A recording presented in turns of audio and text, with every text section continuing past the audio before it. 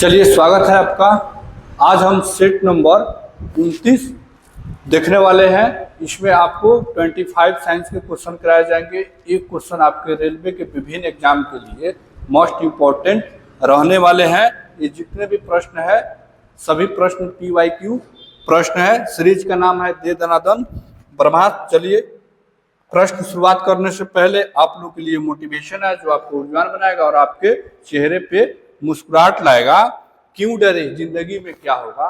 क्यों डरे, जिंदगी में क्या होगा। कुछ नहीं हुआ तो तजुर्बा होगा। ठीक है, तो क्यों डरे, जिंदगी में क्या होगा। क्यों डरे, जिंदगी में क्या होगा। कुछ नहीं हुआ तो तजुर्बा होगा। चलिए प्रश्न की ओर चलते हैं। प्रश्न एक है, पौधे के किस भाग से कॉफी प्राप्त होता है। तो पौधे के किस भाग से आप कॉफी प्राप्त करते हैं।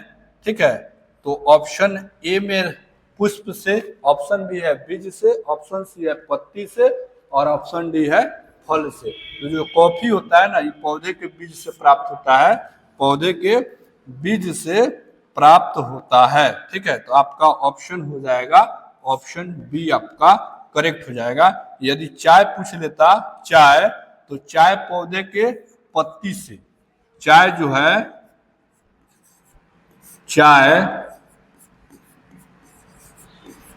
पौधे की पत्तियों से प्राप्त होता है।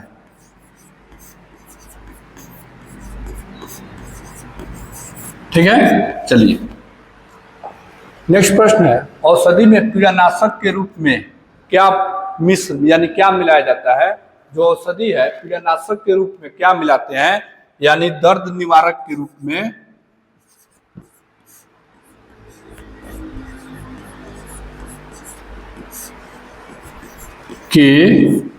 में आप क्या मिलाइएगा। ठीक है, तो ऑप्शन देख लीजिए। ऑप्शन ए है यूरोट्रोपिन, ऑप्शन बी है क्लोरोफॉर्म, ऑप्शन सी है एस्प्रिन और ऑप्शन डी है एथिल एल्कोहल। तो एस्प्रिन मिलाया जाता है। एस्प्रिन क्या है, तो कहिएगा ये एस्प्रिन जो होता है ये दर्द निवारक मेडिसिन होता है। ठीक है, यदि क्लोरोफॉर्म की बात करें, क्लोरोफॉर्म के, तो क्लोरोफॉर्म के रासायनिक सूत्र याद रखिएगा, पूछ लेता है। रासायनिक सूत्र क्या होता है, तो कहिएगा CHCl3। क्या होता है, तो कहिएगा CHCl3। क्लोरोफॉर्म का प्रयोग कहाँ पे होगा, इसका प्रयोग तो कहिएगा शैल चिकित्सक में बेहोशी के दौरान इसका प्रयोग किया जाता है। बेहोश करने के लिए, बेहोश मरीज को बेहोश करने के लिए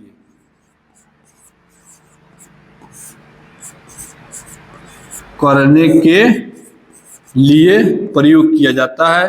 ठीक है, तो इस शैल्य चिकित्सक में इसका प्रयोग किया जाएगा। ठीक है, चलिए 3 नंबर प्रश्न है, विद्युत उत्पन्न करने के लिए कौन सी धातु का प्रयोग किया जाता है, यानी विद्युत उत्पन्न किस धातु से किया जाएगा। ऑप्शन ए है यूरेनियम, ऑप्शन बी है लोहा, ऑप्शन सी है तांबा, ऑप्शन डी है एल्युमिनियम। तो यूरेनियम का प्रयोग किया जाता है। यूरेनियम का प्रयोग किया जाता है कहाँ पे, तो कहिएगा नाभिकीय भट्टी में। ठीक है, अब यूरेनियम जो होता है, यूरेनियम का एटॉमिक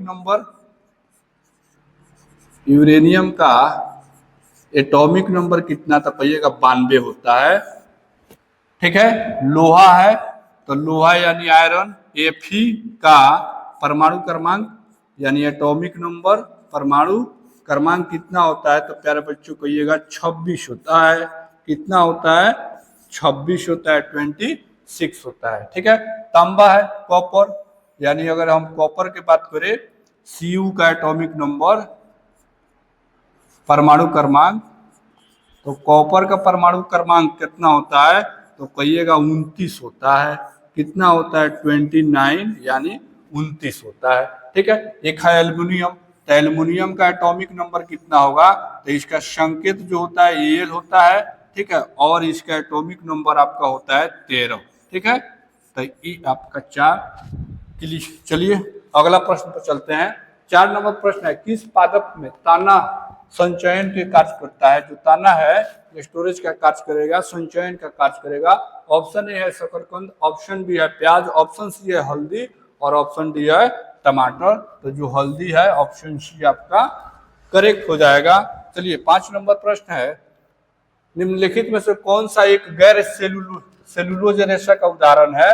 ठीक है, तो इसमें से कौन सा है? तो ऑप्शन ए हो जाएगा, ऑप्शन ए दे रखा है जूट, ऑप्शन बी है रेयन, ऑप्शन सी है नायलॉन और ऑप्शन डी है, तो आपका करेक्ट हो जाएगा आंसर नायलॉन। ठीक है, चलिए 6 नंबर प्रश्न देखिए। 6 नंबर प्रश्न है, मुक्त रूप से निलंबित चुंबकीय सुई किस दिशा में लटकती है? ठीक है, तो मुक्त रूप से, ठीक है, आपका चुंबकीय सुई जो है वो किस दिशा में लटकेगी? तो उत्तर दक्षिण, ऑप्शन बी आपका करेक्ट हो जाएगा। जो चुंबकीय सुई होता है वो आपका उत्तर और दक्षिण के दिशा में लटकती है। चलिए 7 नंबर प्रश्न है, निम्नलिखित में से कौन सी फसल मृदा को नाइट्रोजन से भरपूर करता है? ठीक है, तो मृदा को नाइट्रोजन से भरपूर करता है कौन सा फसल? तो ऑप्शन ए है आलू, ऑप्शन बी है सोरगम, ऑप्शन सी है सूरजमुखी और ऑप्शन डी है मटर। ठीक है, तो आपका आंसर हो जाएगा मटर या दलहन फसल, दलहनी कुल के सभी फसल या दलहनी फसल कह सकते हैं। ठीक, अब जो दलहनी फसल होता है, ठीक है, तो ये क्या करता है? तो मिट्टी को नाइट्रोजन से भरपूर करता है। ठीक है, अब इसके जड़ में, तो दलहनी जितने भी फसल होते हैं इनके जड़ में क्या पाया जाता है? इनके जड़ में तो कहिएगा राइजोबियम जीवाणु पाया जाता है। राइजोबियम नामक जीवाणु पाया जाता है जो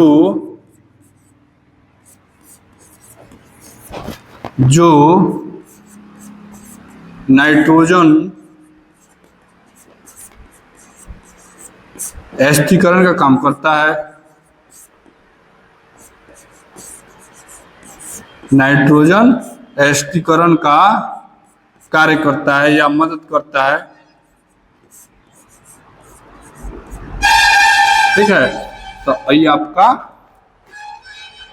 जो मटर है दलहनी कुल के पौधा होता है। चलिए 8 नंबर प्रश्न है, निम्नलिखित में से सबसे अधिक तन्य धातु कौन सा है? तन्य धातु यानी जिसे पीट कर या पिघला कर सबसे पतला तार बना सकते हैं। तो ऑप्शन ए है गोल्ड, ऑप्शन बी है टंगस्टन, ऑप्शन सी है आयरन और ऑप्शन डी है सिल्वर। तो आपका करेक्ट आंसर हो जाएगा ऑप्शन ए गोल्ड। गोल्ड जो है क्या है? अधिक तन्य धातु होता है। ठीक है, यदि हम गोल्डन के एटॉमिक नंबर की बात करें, गोल्डन के एटॉमिक नंबर, तो गोल्डन को एयू से, इसका संकेत हो गया एयू गोल्डन का, और एटॉमिक नंबर होता है 79 यानी 79।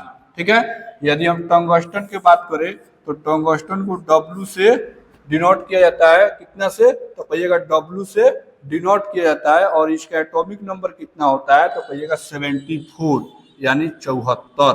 ठीक, चलिए यदि हम आयरन की बात करें तो आयरन को संकेत होता है Fe और इसका एटॉमिक नंबर कितना होता है? तो 26 यानी 26। और सिल्वर का, तो सिल्वर कहिएगा Ag।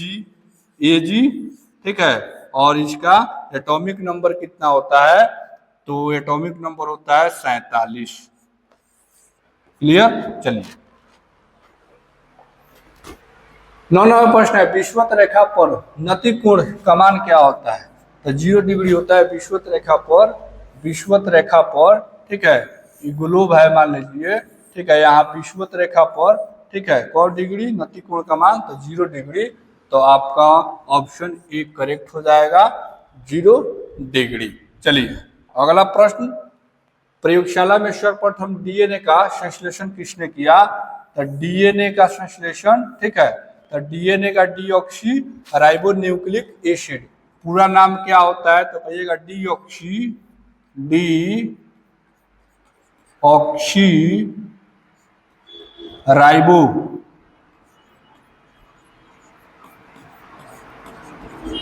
Nucleic acid. तो ये आपको याद होना चाहिए डीएनए का पूरा नाम। इसका प्रयोगशाला में सर्वप्रथम संश्लेषण तो खुराना साहब ने किए थे। ठीक है, ये भारतीय मूल के साइंटिस्ट थे। चलिए 11वां प्रश्न है, भारी जल का एक प्रकार का है, क्या है? मैंने भारी जल का प्रयोग किस रूप में करेंगे? क्वेश्चन है भारी जल का प्रयोग किस रूप में करेंगे? तो ऑप्शन ए है शीतलक के रूप में, ऑप्शन बी है मंदक, ऑप्शन बी है अक्ष और ऑप्शन डी है ईंधन।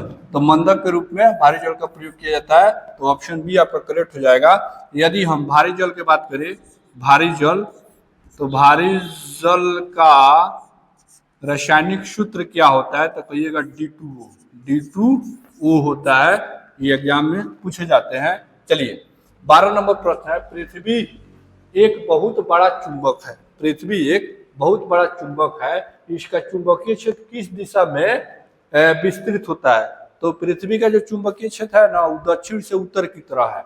तो ऑप्शन आपका डी करेक्ट हो जाएगा, दक्षिण से उत्तर की तरफ। जबकि एक चुंबकीय सुई को यदि हम लटकाते हैं तो किस दिशा को इंगित करेगा? तो कहेंगे उत्तर से दक्षिण की तरह इंगित करेगा। ठीक है, चलिए 13 नंबर प्रश्न है, कोशिका में 80% से अधिक पाया जाने वाला पदार्थ कौन सा है?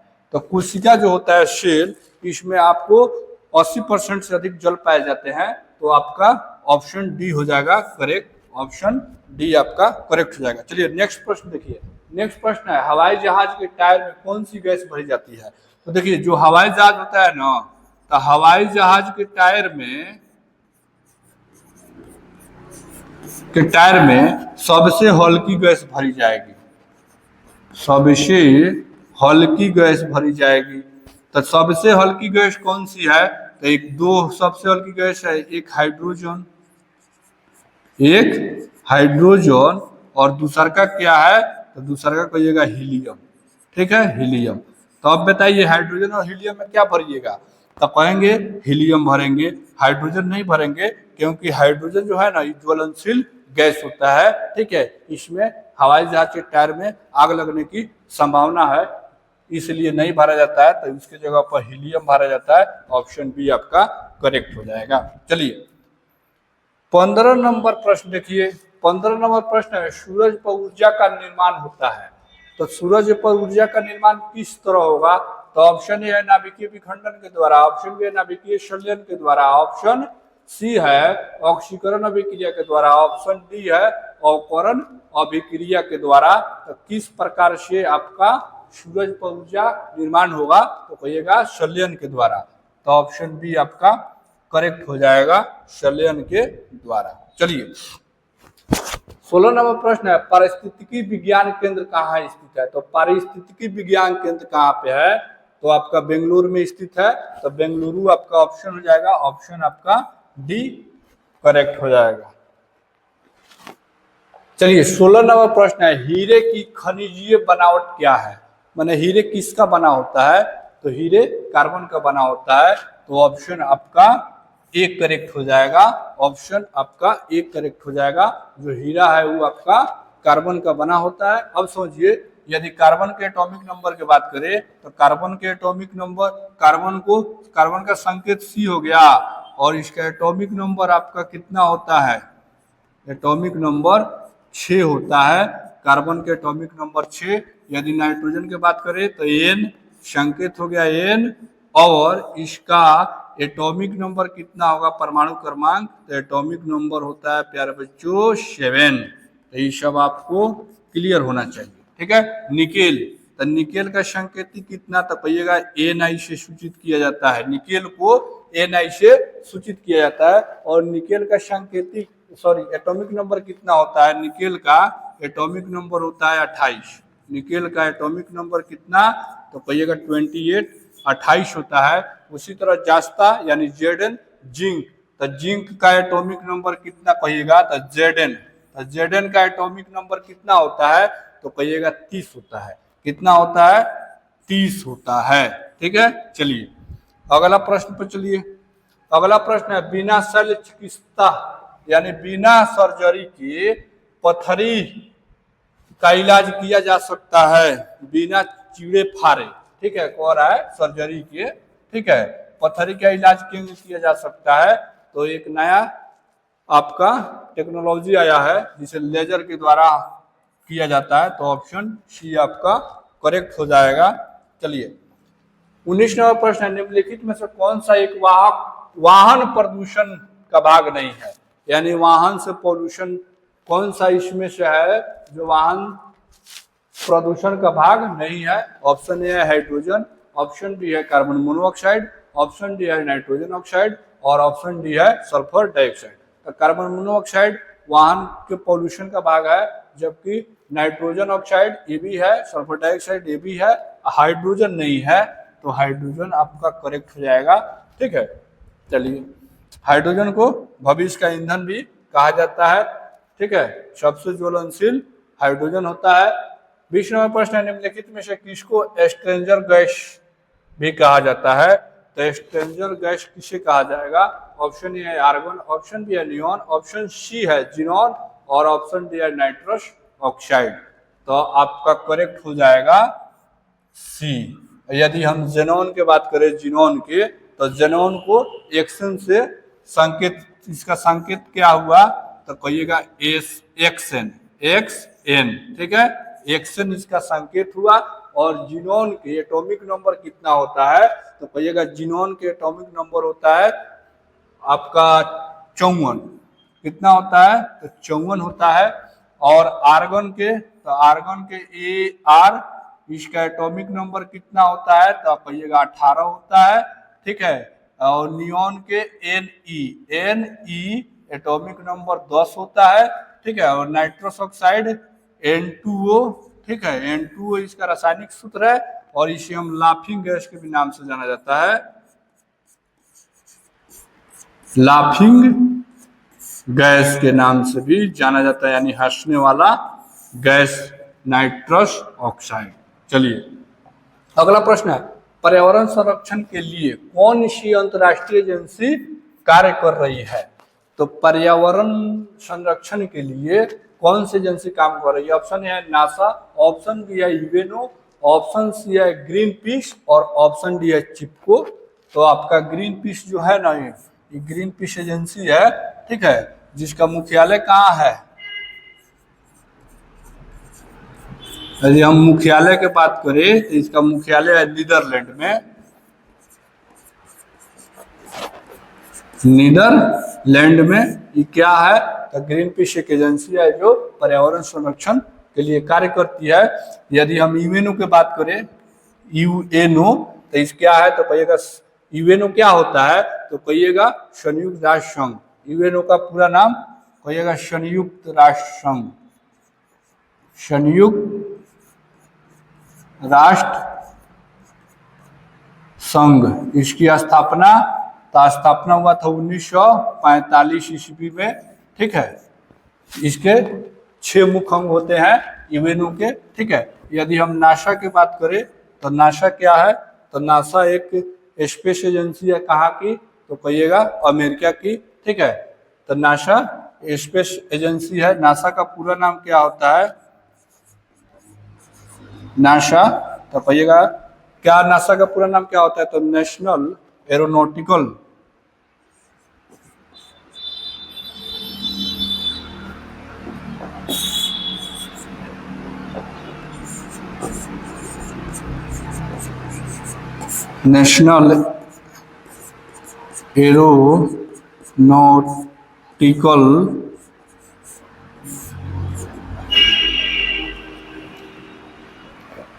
स्पेस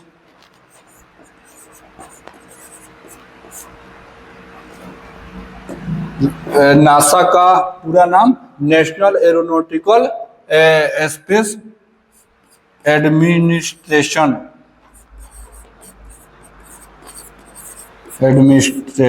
ठीक है, तो ये नासा का पूरा नाम हो गया, जो अमेरिका की स्पेस एजेंसी है। कहाँ की है? तो अमेरिका की। ठीक है, अमेरिका की क्या है? तो कहेंगे स्पेस एजेंसी है। एजेंसी है पूरा नाम नेशनल एरोनॉटिकल एवं स्पेस एडमिनिस्ट्रेशन। ठीक है, चलिए 23 नंबर प्रश्न देखिए, निम्नलिखित में से कौन सा विद्युत का सर्वोत्तम चालक है। ठीक है, तो विद्युत का सर्वोत्तम चालक क्या होता है, तो ऑप्शन डी हो जाएगा आपका, जो चांदी होता है। ठीक है, ये सर्वोत्तम चालक होता है। चलिए एक्सरे का आविष्कार, तो एक्सरे एक प्रकार का मशीन है। ठीक है, इसका आविष्कार रोंटजे ने किए थे, तो ऑप्शन बी आपका करेक्ट हो जाएगा। रोंटजे ने एक्सरे का आविष्कार किए थे। ऑप्शन 25वां प्रश्न देखिए, मानव त्वचा का अध्ययन करने वाले विज्ञान की शाखा को क्या कहते हैं। तो मानव त्वचा के जो अध्ययन किया जाता है उसे हम डर्मेटोलॉजी कहते हैं। ऑप्शन डी आपका करेक्ट हो जाएगा। ठीक है, यदि हम एनाटॉमी की बात करें तो जीवित इसमें क्या होता है, तो इसमें कहेंगे जीवित जीव